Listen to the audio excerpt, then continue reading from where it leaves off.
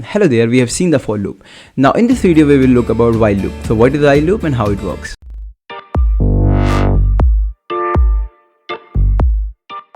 So let's start with a class. So I will be going to create the class. Let's name it. I'm naming it while loop tutorial. Okay, you can see W, L and T is uppercase, which is we are following the Pascal convention because it's a class. We have to name the class like that. Now we have created the class. Let's go inside the class by double clicking it and clean this code. Alright, now I will start with the keyword class. Okay, and now I will write the name of the class, which is nothing but the while loop tutorial. Alright, now I will give the scope, like what is the range of the class from where to where. So the green area, that's the range of the class. So if I am writing something outside it, so that's not the part of the class. Even I am writing something here, that is also not the part of the class, right? So whatsoever I specify in these two braces, the opening and the closing braces, that's that's under the scope of the class. Let's write the main function now. I'm writing public static void and main here. Okay, so that's our main function. The yellow area you can see, that's the main function. You can see that yellow area is inside the green area, which means that our function, the main function, is inside the class. Okay, you can see that. I just wanted to make it a little space so that you can understand it well. Okay, so you can see that green area is coming from like starting and it's going like this way and it's going till end. I will press here a string and now I will pass here a string and arguments array. Yeah, yes. All right, so you can see that. Okay, now what I will do is I will be going to implement the while loop. So I have to write while, but before writing while loop I have to have a variable. Let's say the variable is a number and it is giving me an error, compile time error, that it is saying okay, so what is num? So I want to make it an integer variable, so I will write int num. Why int? Because I will be going to store some numbers, the whole numbers like 1, 2, 3, stuff like that. So that kind of a number I will be going to store in this variable, so I put it integer there. So int num is nothing but num is a variable which is of type integer, and we will use this variable in our while loop. Let's give a while loop. I will write while and then I will give this parenthesis and then I will give this braces, which is nothing but the scope of the while loop, the pink area, the while loop area. Now we have made this variable num, just initialize it with some number. I want to initialize it with, let's say, num is equal to 1. Why 1? Well, because we are printing a list which will start from 1 and ends at 10. So let's go ahead and write here num is lesser or equal to 10. Why num is lesser and equal to 10? Because we will be going to make a list. The start will be from 1 and end will be at 10. That's the reason we have given this condition. You can also check the for loop video which is present in the playlist. You can also see the for loop video where we have discussed this point, that why we are initializing like this and why we are putting the condition like that. Let's see now. We have put the num is lesser than or equal to 10, and here I will be going to put my printing statement. I'm saying system dot out dot println ln, and here I will pass the variable which is nothing but num. Okay, and now one more thing I will do. Let's I will be going to write here num plus plus.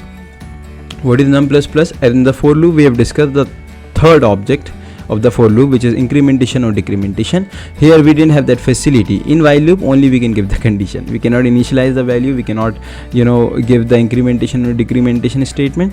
So what we did is inside this while loop we have given that statement here. Now I just wanted to explain you what I did. So I make a variable which is of num, I make a variable whose name is num, which is of type integer, int. Now in the starting only I have given the variable the value as 1. After that I use that num, which I'm telling that 1 is lesser or equal to 10, which means that do this condition is true or not. Num is, it will be going to check the condition, do num, what is num? Num is 1, right? For right now it is 1, right? It will check that do 1 is less than or equal to 10 or not, and we know that of course it is lesser than 10, right? So if it is, this condition is true, the execution will go inside the loop. Now we are inside the loop, right? Now inside the loop the first statement is this system.out.println num, and we all know that what is num? Num is 1. Okay, so 1 will be printed, and after that we have written just below that another statement which is num plus plus. What is num plus plus? It's an increment operator, which means that increment the value of num by 1. For example, right now the value of num is 1. So what do you think? What will be the value of the num now after this operator? Yes, it will be 2, right? So now when it become 2, the 2 will be again checked here. Now it will check here like do 2 is less than or equal to 10. Yes, of course 2 is lesser than 10. Then when this loop condition is correct, we will go inside the loop, and here we will be going to again execute this statement. Now this time the value of num will be 2 because it was incremented earlier.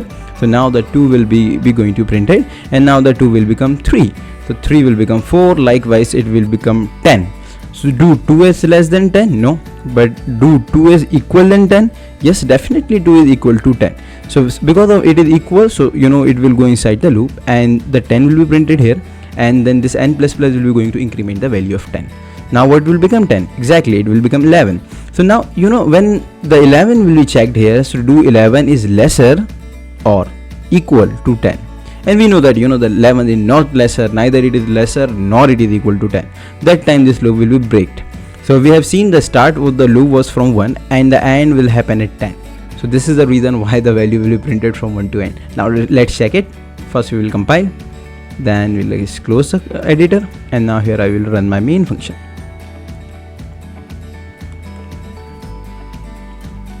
Okay, so here we did it. Okay, so there's some earlier output. Let me clear it. Let me run it again for you. Chale, we got it. 1 to 10 it is printed. 1 2 3 4 5 10.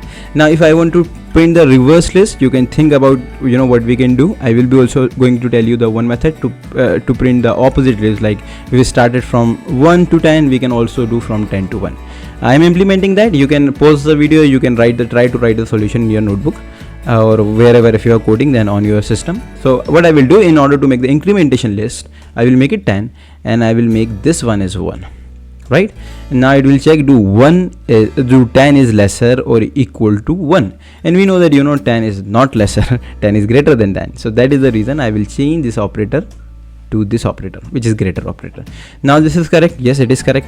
Now here the 10 will be printed. Yes, and after it the num plus plus will be get executed. So the 10 will become 11, right?